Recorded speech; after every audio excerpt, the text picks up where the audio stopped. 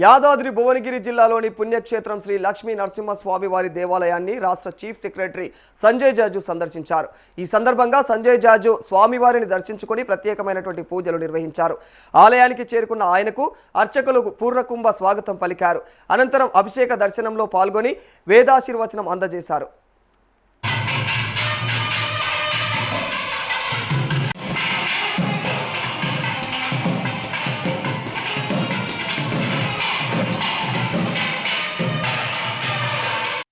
యాదాద్రి భువనగిరి జిల్లాలోని పుణ్యక్షేత్రం శ్రీ లక్ష్మీ నరసింహస్వామి వారి దేవాలయాన్ని రాష్ట్ర చీఫ్ సెక్రటరీ సంజయ్ జాజు సందర్శించడం జరిగింది. మరి ఈ సందర్భంగా సంజయ్ జాజు స్వామివారిని దర్శించుకొని ప్రత్యేక పూజలు నిర్వహించారు.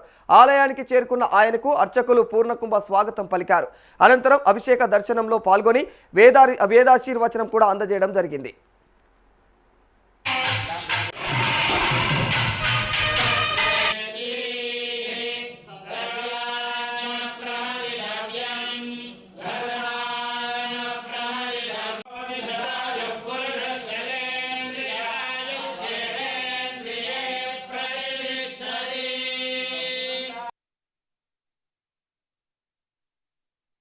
Sir.